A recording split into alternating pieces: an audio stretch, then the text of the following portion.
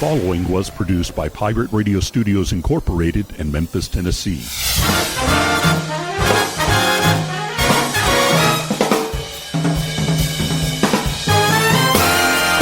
Hello, my name is Ric Chetter, and this is From Radioland.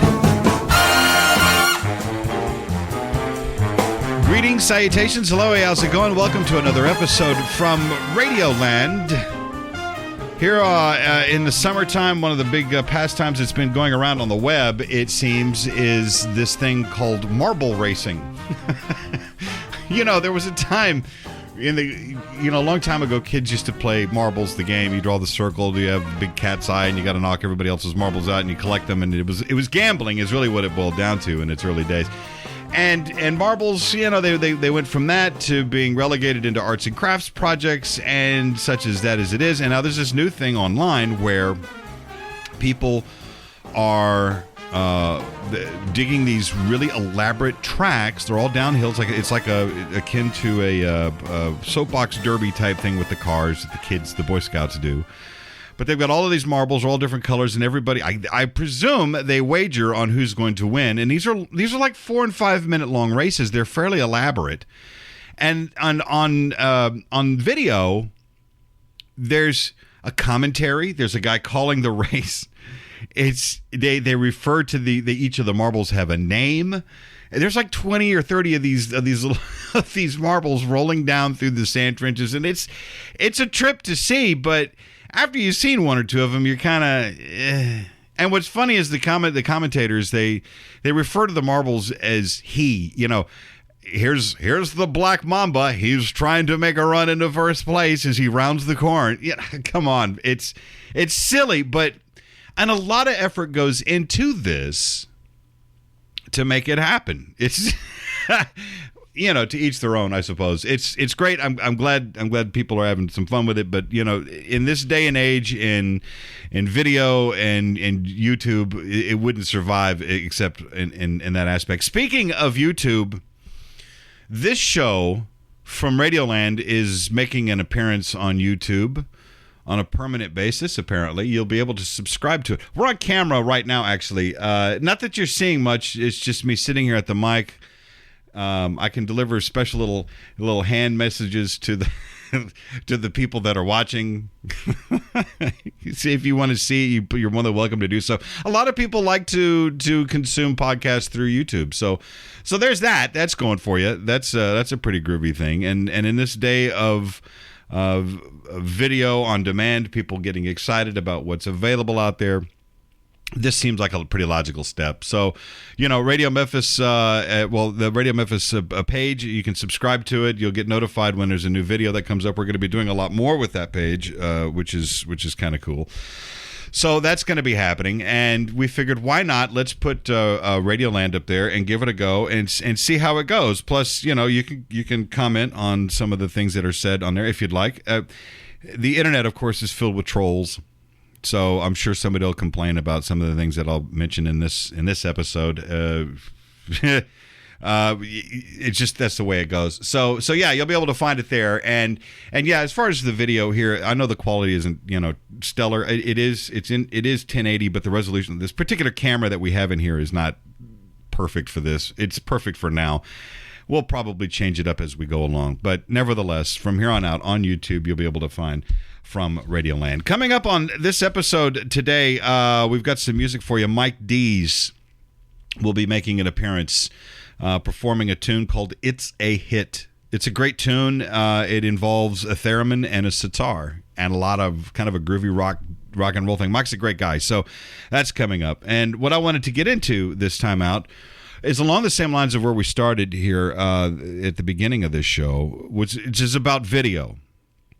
Video is a big deal. Video is, on the internet, it's everything. Television streaming is nearly everything.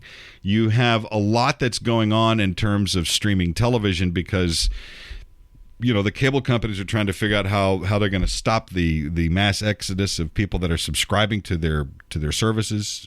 Dish TV, satellite systems having problems. AT&T Uverse is running television down a phone line that's ancient technology. You know, fiber optics are really kind of the way it's going. So, I think we're seeing a big change as far as how this industry is going to really be consumed. Because now, here's the thing with video and on demand and stuff like that, you can watch it anywhere at any time on anything you want. You want to watch it on your TV at home, you can do so. If you want to watch it on your device, your tablet, you can do so. You want to watch it on your phone, knock yourself out. You can have some fun with it. And it's making for a very interesting world that we live in and the way we consume our news and our media and everything that goes with it. And having said that, there is a movement now to figure out what it's going to be like in someone's car. Coming up with operating systems that are there's an argument, there's a battle going on. It's a battle, it's an all-out war that's going on within auto manufacturers across the world, really. That, of course, the car radio, that ubiquitous device that we'd had in there since day one, is going away. A lot of cars are making AM/FM radio an option now. They don't even put it in there. Now they're putting in this media center, and it's a computer. It's got a touch screen. It's got things on it. Now the battle is, what's going to be the thing that's going to run it? Will it be an Apple system, an iOS system, or will it be an Android system? Will it be something we've never heard of before? And what apps are going to come standard? What companies are going to be in there to fight for your affections, your attention? For example, Stitcher, which is a podcast hosting service, we place this show with them. We're in their directory. We have a lot of listeners through Stitcher. They've just been sold to Howl Media, I believe is what it is. They're doing some really cool stuff with the podcast world, but they're putting the Stitcher brand, the Stitcher icon, in cars now. Because they know that people like you who consume shows like this are doing so typically while behind the wheel of a car. Of course, I've just upped the ante by videotaping. And you really should let this, please, if you're driving while watching this, don't do that. That's distracted driving, and in most states you can get a ticket for that, or you could wind up in a car accident. You don't want that. So, please be careful if that's if that's what you're going to do. But yes, along those lines, we are in a world now where shows like this are going to be available right there at your fingertips, no matter where you are or what it is that you're doing. It's part of being a mobile society. Desktop computers are not selling as big as they once were. They're never really going to go away. Too many people use their muscle for doing a lot of the heavy lifting that is required by a lot of software. And there's always going to be somebody who's going to be building machines. I'm one of them. I like building computers. I enjoy it. They're handy, but I do like the mobile world. I carry a big phone. I carry a tablet. I carry a laptop. I have my machine here in Studio A that I'm working on right now.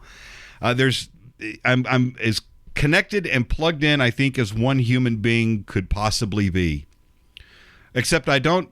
There is a couple of exceptions here. I don't wear a Fitbit watch because I don't think that my physical activity is anybody's business but my own. Because you do realize that based on the timeline and your physical activity and all that data being uploaded to some server somewhere, somebody knows when you're getting laid. The middle of the night, 15 minutes of excitement, and which, by the way, 15 minutes, congratulations, my brother.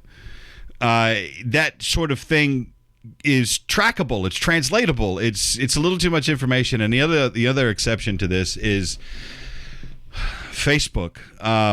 Yeah, I have Facebook on my mobile devices, but I do not have Messenger. And Facebook is getting to the point now where they're getting kind of rude about it. They're saying, this so-and-so friend has invited you to meet with him and chat with him on Facebook Messenger. No, he hasn't. He doesn't know me. I don't know him. He wants to get a hold of me. He can push the little message button and send me a message, and I'll get it on my desktop.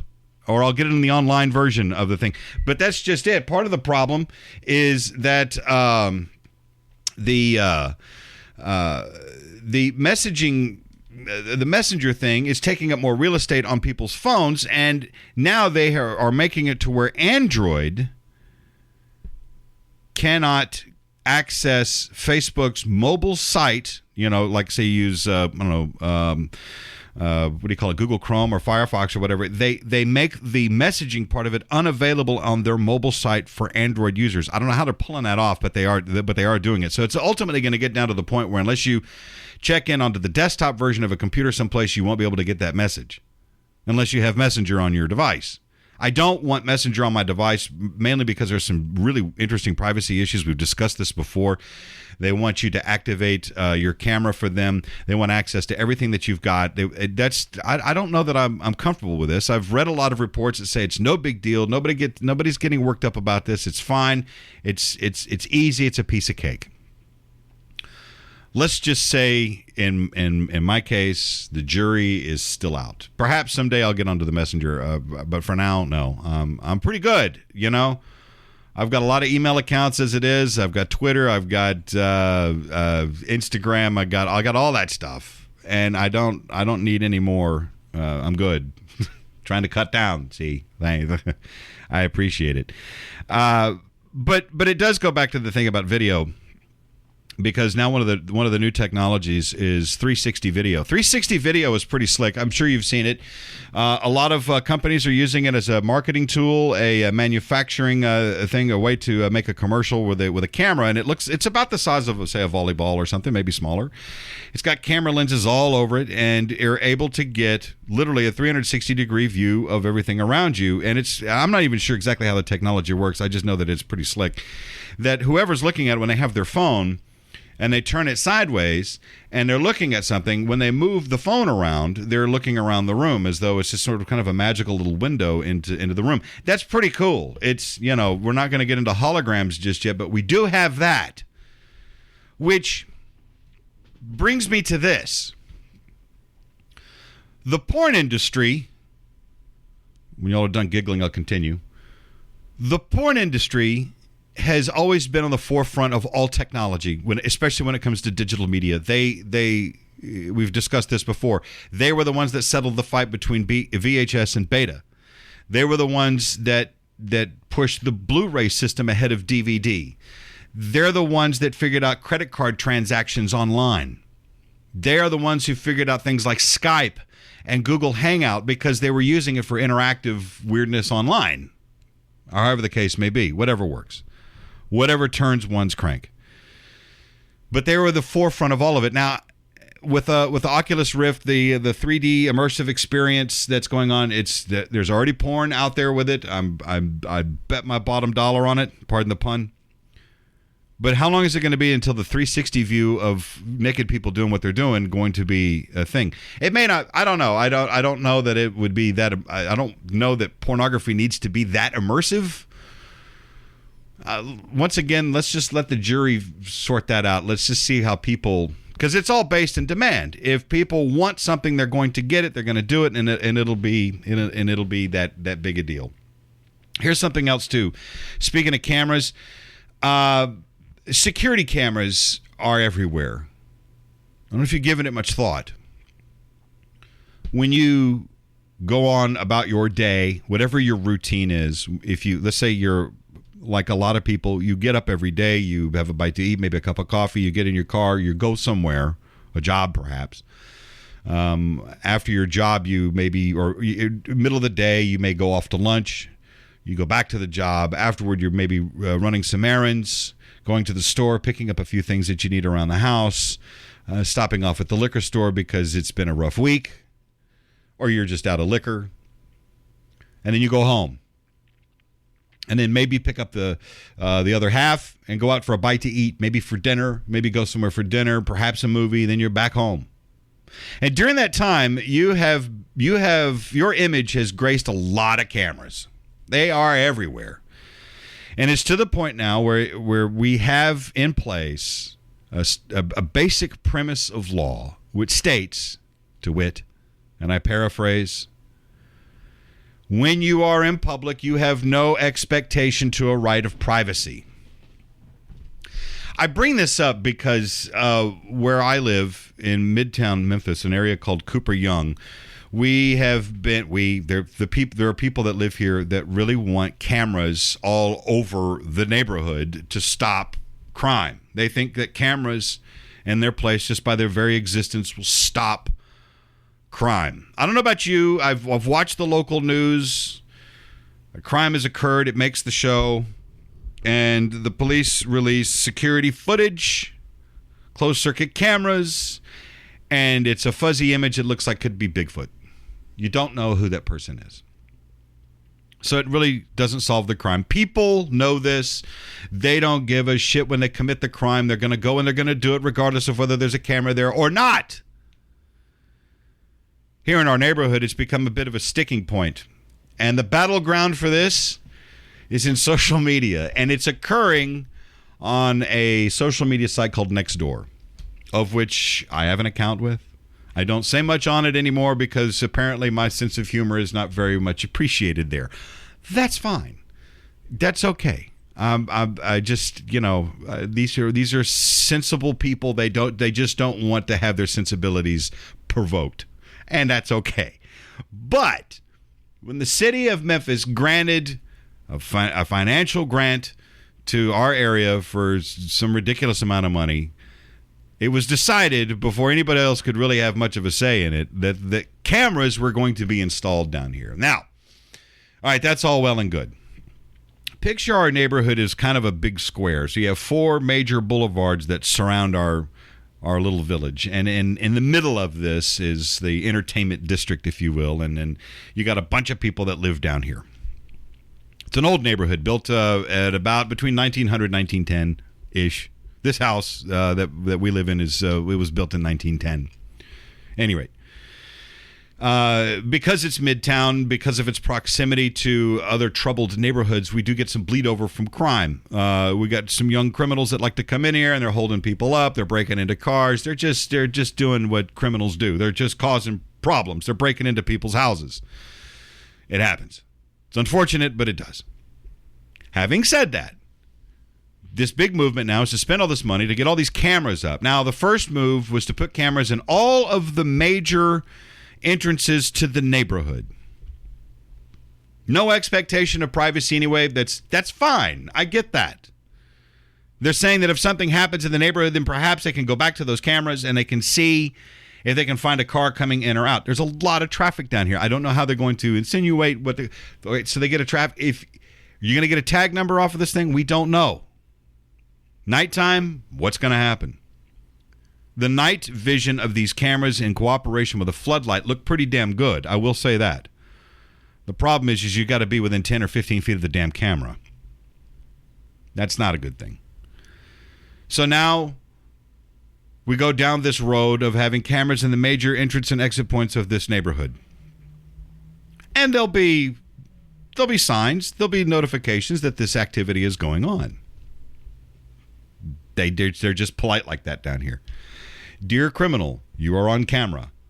It's a deterrent perhaps to some other people. They don't care. They don't give a shit. A lot of them can't read anyway. They don't care. So, the next step in the process will be to add more cameras to the scenario. Let's say, God forbid, my home gets broken into. Or my neighbor's home gets broken into. And they're thinking, well, if we had cameras on our street, perhaps we would be able to find them. Well, now, here's the problem. Cameras go onto the street, and now the front of my house is on a camera that is accessible to the police department and to God knows whoever else.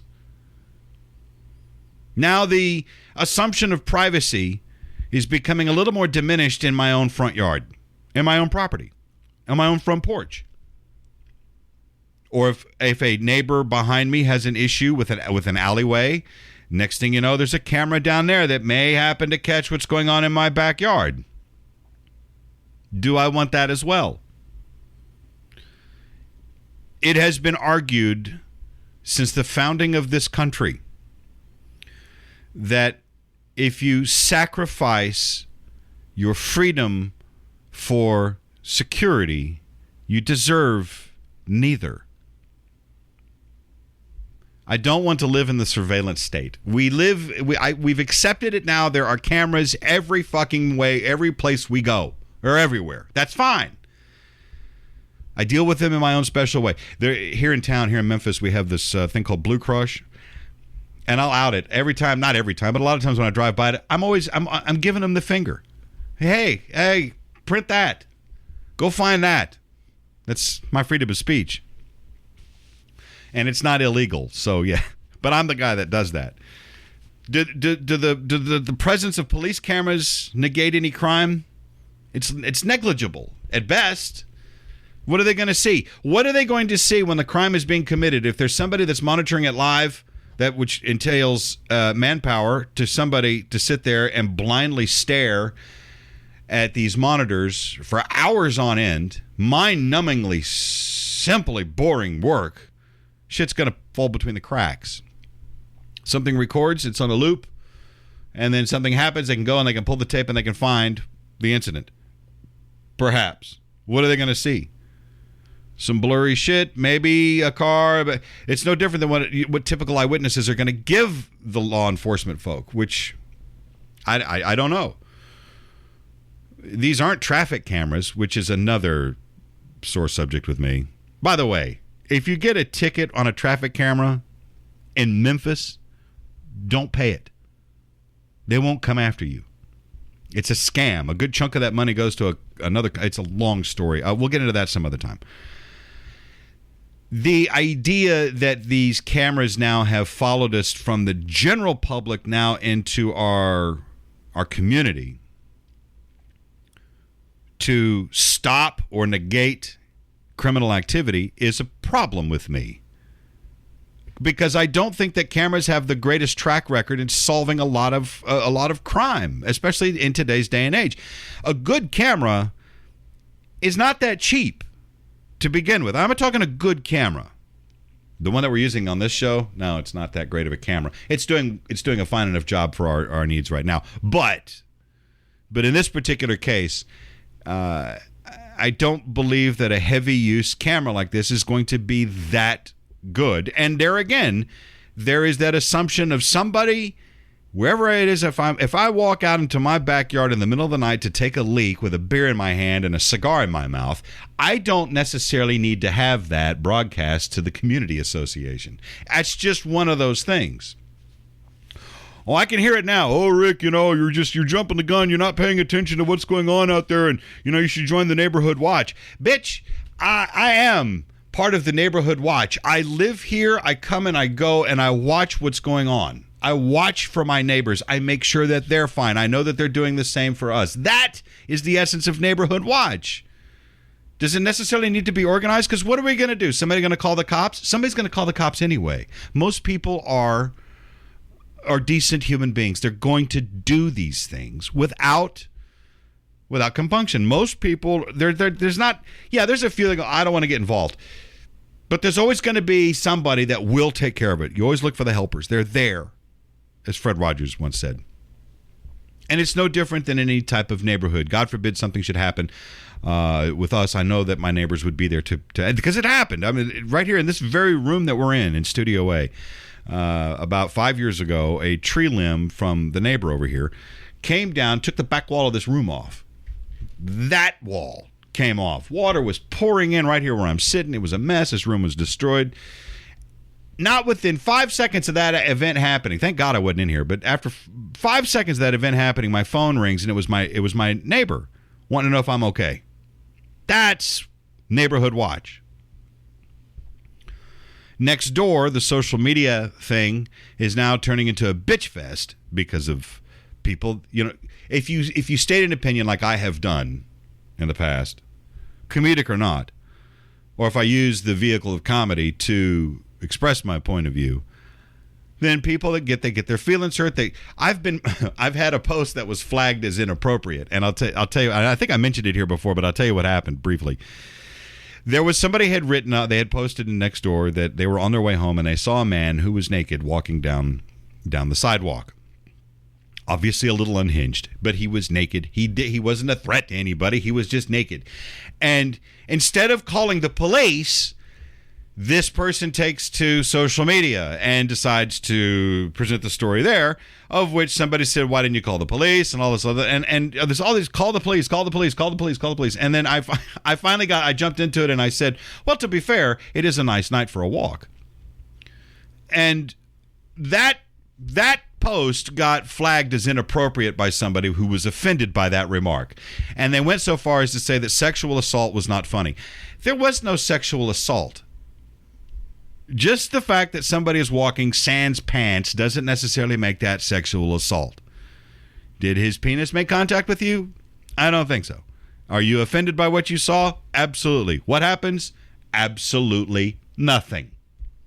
Call the police. Don't go to social media, or guys like me are going to say something about it. But to back up a little bit, the whole point here with Nextdoor, I look at it, I read it every day, but I don't contribute anymore because these people get so bent out of shape about so many dumb things. And so now their big thing is cameras are going to be everywhere.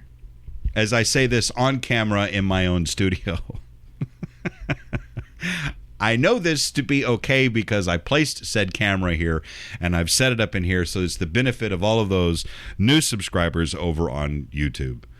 Crazy, I know. Here's what's coming up on the next episode from Radioland with Ric Chetter. So you have to look at, that goes back to what I was talking about earlier. Research the things that you see. If this just seems outlandish, then perhaps it is. There's a good possibility that you might want to investigate that for your own good, so you don't look like that ass that is just spreading shit around because you heard it, or what's worse is you're spreading it around because you agree with it. That's what's really bad, because you agree with that negativity that's being placed into that piece that you've just shared to everybody. Great joke I heard the other day. I've got a brand new app on my phone that tells me who my racist friends are. It's called Facebook. I'll just leave that right there for you guys to just think about. The previous episodes, go to radio-memphis.com. To download episodes to your mobile device, search the show in iTunes, Player.fm, Stitcher.com, Pocket Cast, or TuneIn. And now, here's more with Ric Chetter from Radioland. You've heard what's coming up next time here on the program. Those of you who have discovered us over here on YouTube, welcome. We're going to continue this every week. It's creating more work. We're giving it away for basically nothing. Enjoy. Write whatever you want down in the comment section you want. Or if you'd like to, drop us a line, radioland@pirateradiostudios.com. Also, those of you that have Android devices and use the Google Play Store, the show is now available there at Google Play. Go there, look for Ric Chetter from Radioland, subscribe to it, and you'll never miss an episode, as we have done all these many weeks. 100 and something, 120 something. We've been around. We've been doing it for a bit. So there you go. So look out for the cameras. Smile for them all. Give them the finger every once in a while if it makes you feel better too. Take care of one of yourselves. Take care of one another. We'll see you next time. I'm Ric Chetter, and this has been From Radioland.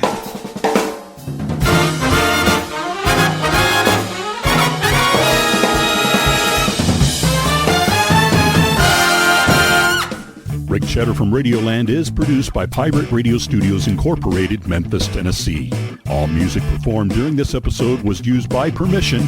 No part of this program can be rebroadcast or used in any other way except by written consent. For bookings and other inquiries, you can write the show by sending an email to radioland@pirateradiostudios.com. For more, go to radio-memphis.com.